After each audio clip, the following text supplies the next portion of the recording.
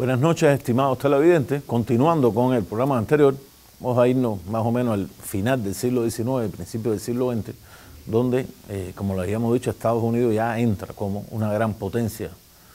político-militar después de la guerra hispano-cubano-norteamericana de 1898, donde Estados Unidos se hizo de los territorios prácticamente lo que le quedaba al otrora imperio español. No obstante, a esta irrupción, yo diría, poderosa de los Estados Unidos en la política internacional, vamos a ver que de una u otra manera se va a seguir manteniendo dentro de Estados Unidos y dentro de la política de los gobiernos estadounidenses la tendencia llamada aislacionista. ¿Cómo vemos esto? Sabemos de principios del siglo XX, siglo de grandes confrontaciones en Europa, que culminaron finalmente con la Primera Guerra Mundial. Esa Primera Guerra Mundial, entre las potencias centrales contra la alianza de Inglaterra, Francia y Rusia, vamos a ver que en Estados Unidos, desde el inicio de la guerra, en 1914 hasta 1917, van a haber poderosas tendencias al interior de los Estados Unidos que se opusieron a la participación de Estados Unidos en esa Primera Guerra Mundial. Eso ocurrió principalmente porque dentro de la masa de, digamos, de migrantes que habían llegado a Estados Unidos desde finales del siglo XIX y principios del siglo XX, habían una gran comunidad alemana y a la vez una gran comunidad irlandesa. La comunidad alemana, lógicamente, no quería la participación de Estados Unidos en la guerra, y la comunidad irlandesa que en ese momento, 1914, cuando se inicia la Primera Guerra Mundial, Irlanda pertenecía totalmente a Gran Bretaña, al Reino Unido de Inglaterra. Escocia en ese momento era de Irlanda. No es hasta 1916 cuando Irlanda se independiza de Gran Bretaña, quedando entonces el norte de la Irlanda, en la ciudad de Belfast, como parte del Imperio Británico. Pero esas dos grandes comunidades se opusieron. Hay que tener en cuenta también que Estados Unidos realmente hasta ese momento, Primera Guerra Mundial, no había participado, digamos, en las guerras europeas, y de una u otra manera había una oposición generalizada de las otras partes de la población a la participación de Estados Unidos o al cambio de política, a esa política que hemos llamado política aislacionista. Lo cierto es que, de todas maneras, la relación de Estados Unidos con Gran Bretaña y la ayuda que, de una u otra manera, en grandes convoyes marítimos estaba llegando de Estados Unidos a Inglaterra, trajo consigo una guerra submarina por parte del Imperio Alemán, y esa guerra submarina fue, de una u otra manera, el motivo, el pretexto, el detonante para que, finalmente, en 1917, Estados Unidos le declarara la guerra a las potencias centrales, especialmente a Alemania, y el ejército estadounidense, por primera vez en la historia moderna, desembarcaran en Francia y, agrupándose a las tropas francesas e inglesas que habían derrotado la última ofensiva alemana, empezaron a avanzar hacia Alemania y finalmente concluyó en la capitulación del Imperio Alemán a manos de los aliados ingleses, franceses y estadounidenses. Recordemos que en 1917 también Rusia, por la Revolución Rusa, había salido de la contienda mundial, o sea, prácticamente la guerra se estaba efectuando en lo que se llamó el Frente Occidental. Esto es momento de la historia. En este momento de la historia, el presidente de los Estados Unidos, Woodrow Wilson, digamos que en ese momento de la euforia, el momento en que las tropas estadounidenses avanzaron por toda Francia, y llegaron a las fronteras de Alemania y pasaron la frontera de Alemania, Woodrow Wilson edificó de manera diplomática una serie de puntos que trajeron consigo la formación de la primera, digamos, institución gubernamental o extragubernamental a nivel internacional, que se llamó la Liga de las Naciones. Liga de las Naciones, que son la liga que antecede a las Naciones Unidas actuales. Pero a pesar de que Estados Unidos, con la figura de su presidente, llevaron esta, digamos, este papel principal, este rol definitivo en la conformación de la Liga de las Naciones, cuando esta aprobación, digamos, ejecutiva llega al Congreso de los Estados Unidos, el Congreso estadounidense mayoritariamente seguía dominado por la corriente aislacionista y se va a oponer a la participación de los Estados Unidos en la Liga de las Naciones. O sea, el presidente de Estados Unidos prácticamente es el que crea la Liga de las Naciones, sin embargo Estados Unidos no participa por la negativa del Congreso estadounidense a que entrara en esta Liga de las Naciones. Eso lo vemos desde el punto de vista diplomático. Desde el punto de vista económico-social, Estados Unidos en esos años que corren, desde 1918 a 1929, más de 10 años, poco más de 10 años, es el periodo, podemos decir, de gran boom económico de los Estados Unidos, donde la producción industrial estadounidense supera ampliamente a las producciones de todos los países europeos, posiblemente incluso o casi todas las producciones juntas, si quitamos Alemania. Junto con Alemania todavía Europa completa, la producción industrial era mayor, pero estamos hablando de una Europa que en ese momento de la historia contemporánea estaba fraccionada. Seguía estando la Alemania por un lado y Francia e Inglaterra por otra. Hasta 1929 el crecimiento económico, el crecimiento financiero de los Estados Unidos, el crecimiento de la producción de aluminio, de acero estadounidense sobrepasó ampliamente a todas las producciones a nivel mundial. Ahora, en 1929 se produce el crack del 29, la crisis cíclica del sistema capitalista mundial, o sea, todos los países relacionados a la producción capitalista a nivel mundial caen en crisis y Estados Unidos realmente fue el país más afectado por esta crisis. Y realmente de 1929 a 1933 la economía estadounidense va a caer en casi el 50% de su producción, grandes volúmenes de desempleo, la agricultura, o sea, el agro prácticamente abandonado, migración de la ciudad al campo, crecimiento desmesurado de las ciudades en las ambas costas de los Estados Unidos por estas masas que no tenían trabajo en el campo, que para sobrevivir no les quedó más remedio que ir a las grandes ciudades, y así hasta 1933, cuando en 1933 asume la presidencia de los Estados Unidos Roosevelt,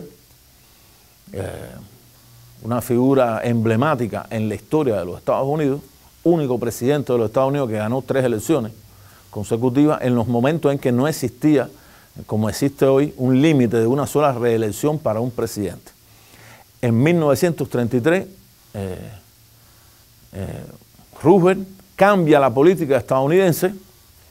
Para América Latina la política hasta ese momento había sido la política del big stick, o sea, del gran garrote, intervenciones estadounidenses en América Latina, en posición de dictaduras militares, apoyo directo a todas las fuerzas reaccionarias que de una u otra manera apoyaran esas grandes inversiones de capitales estadounidenses en América, momento en que incluso Estados Unidos había desplazado a Gran Bretaña en el volumen de inversiones en América Latina, pero que era una política evidentemente que creaba un rechazo de las mayorías, de las grandes mayorías en América Latina hacia los Estados Unidos. Esto lo cambia Roosevelt. El presidente Roosevelt inicia una nueva política, la llamada política del Nuevo Acuerdo o el New Deal. O sea, podemos hablar de nuevo acuerdo o nuevas relaciones con América Latina. América Latina que de una u otra manera se había convertido en el lugar donde mayores inversiones estadounidenses estaban a nivel mundial. En este momento, Estados Unidos, inversiones en Europa realmente eran pocas, para no decir que prácticamente ninguna. Seguían las finanzas inglesas y francesas y alemanas las que predominaban en el continente europeo. Y de 1933 hasta antes de iniciar la Primera Guerra Mundial, hay un nuevo despegue de la economía estadounidense a partir de, digamos, la aplicación de también nuevas políticas económicas al interior de los Estados Unidos. Es el momento en que nace el pensamiento de esos grandes economistas estadounidenses, hablamos de Keynes, con las políticas que por su nombre se han llamado políticas keynesianas, que significan simplemente la intervención del Estado o la programación del Estado o cierto control del Estado, en este caso el Estado federal estadounidense, sobre la economía para evitar de una u otra manera una nueva debacle económica o una nueva caída de la economía de los Estados Unidos que significara un nuevo retroceso en la producción y evidentemente grandes volúmenes de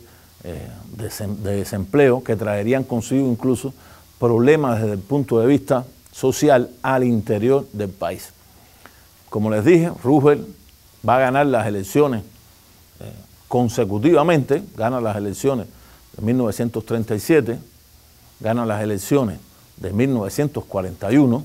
sea, ha ganado 2 elecciones Roosevelt, y en este año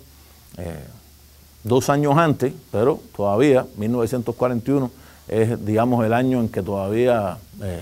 Estados Unidos, o hasta 1941 Estados Unidos seguía aislado de la política europea, teniendo en cuenta que ya en el año 1939, como habíamos visto en programas anteriores, el 1 de septiembre de 1939, en Europa se había desatado una nueva conflagración mundial donde se enfrentaban las democracias, las llamadas democracias liberales de Europa, encabezadas por Inglaterra y Francia, contra el naciente y poderoso fascismo alemán, con la figura de Adolfo Hitler como cabeza, elemento que también hemos visto en programas anteriores. Lo cierto es que aún en esta situación de conflicto, cuando en 1940 Alemania derrota a Francia y prácticamente también derrota al ejército terrestre inglés que huye hacia Gran Bretaña, se inicia la guerra aérea contra Inglaterra y aún así 1939, 1940 y no es hasta 1941 cuando la política aislacionista, esta que se había mantenido en Estados Unidos, es sustituida a partir de un hecho relevante en la historia de los Estados Unidos, que fue el ataque de Japón, el Japón imperialista aliado a la Alemania nazi en Pearl Harbor, lo que va a desatar de una u otra manera un cambio de la política estadounidense desde el aislacionismo a lo que se ha llamado el internacionalismo de la política exterior estadounidense. Hasta aquí esta primera parte del programa.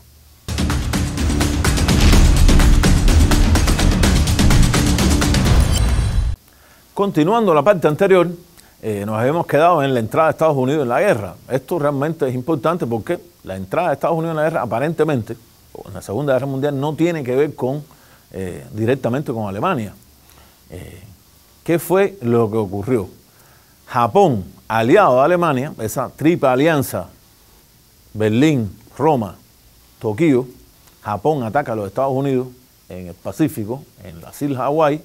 donde estaba la base principal de la 7ª flota de los Estados Unidos en el Pacífico. Le hunden todos los barcos que estaban en ese momento. Por suerte para el ejército de Estados Unidos y la Armada, los 4 portaaviones estadounidenses estaban en ese momento en maniobra y no estaban fondeados. Si hubiese estado fondeados, los hubiesen hundido y evidentemente hubiese demorado más tiempo después el ulterior contraataque de Estados Unidos en todos los territorios del Pacífico, pero eso no pasa. Lo increíble es que en el momento en que la sociedad estadounidense estaba en contra de la entrada de los Estados Unidos en la guerra mundial, Hitler se lo sirve en bandeja de plata, Estados Unidos se lo sirve en bandeja de plata al presidente Roosevelt, que sí estaba convencido de que Estados Unidos tenía que entrar en la guerra, romper su política aislacionista y adoptar una nueva posición en el conflicto bélico. Al declararle la guerra a los Estados Unidos, ya le declara la guerra y a Estados Unidos no le queda más remedio que entrar en esa conflagración mundial, porque la declaración de guerra automáticamente trajo consigo que la flota de submarinos alemanes empezara en el Atlántico a hundir cuanto barco estadounidense estaba viajando de las costas del este de los Estados Unidos hacia Gran Bretaña, que se había convertido de una u otra manera en el principal foco de la resistencia de ese capitalismo liberal occidental. Había caído Francia y de una u otra manera en la principal base de los Estados Unidos, a partir de ese momento de la entrada de Estados Unidos en la guerra, en el Atlántico. El Congreso de Estados Unidos aprobó una ley de arriendo. Por esa ley de arriendo, empezando, le dieron 40 acorazados, le vendieron arrendados, o sea, con un pago que era a plazo, pero le dieron, muchos historiadores dicen, bueno, eran 40 barcos viejos, pero 40 barcos que le servían de protección de una u otra manera a los convoyes de los Estados Unidos hacia Gran Bretaña, y de Gran Bretaña los convoyes que iban también a los Estados Unidos a cargar,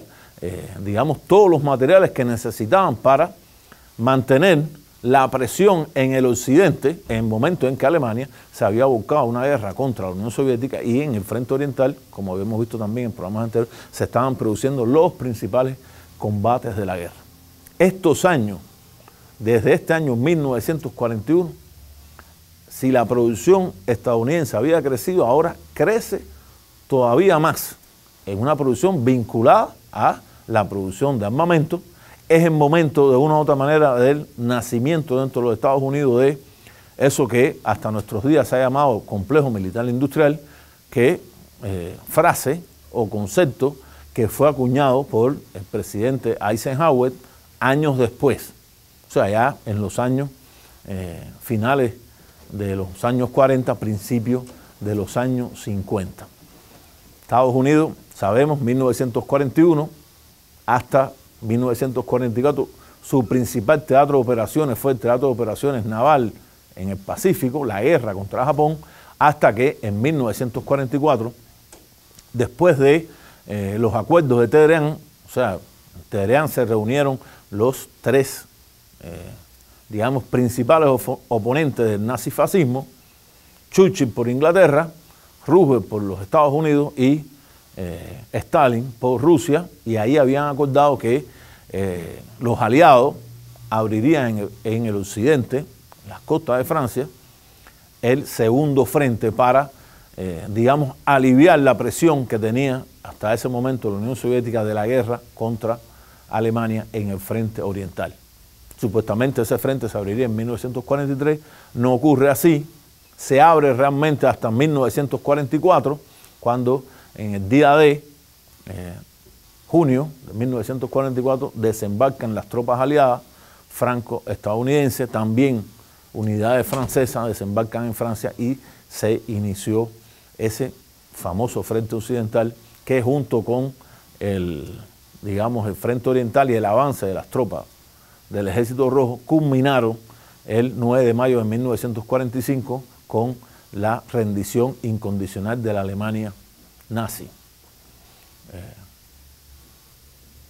Ese momento, evidentemente, 1945, va a marcar de una u otra manera yo diría,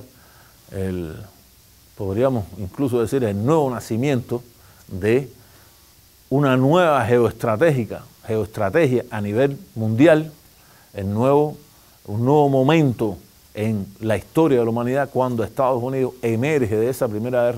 Segunda Guerra Mundial como la potencia más poderosa del planeta. Hay que recordar que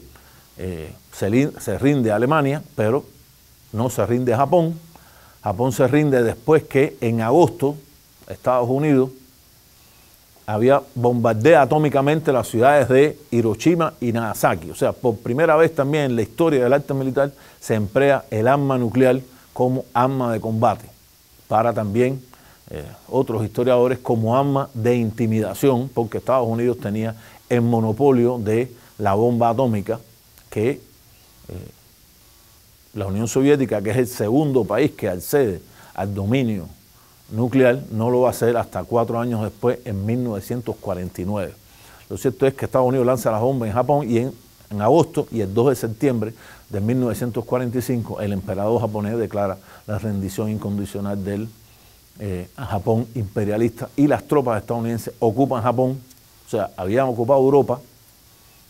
hasta los límites que había establecido el Tratado de Yalta entre los aliados occidentales y la Unión Soviética, y en el caso de Japón ocupa las islas de Japón y también Okinawa, que había una de las islas más en el sur, importante región que se mantiene hasta ahora como la principal base de los Estados Unidos en el Pacífico. Estados Unidos, ese habría que decir también, 1945, muere Roosevelt, presidente Roosevelt, muere siendo presidente de los Estados Unidos, o sea, había sido reelecto una vez más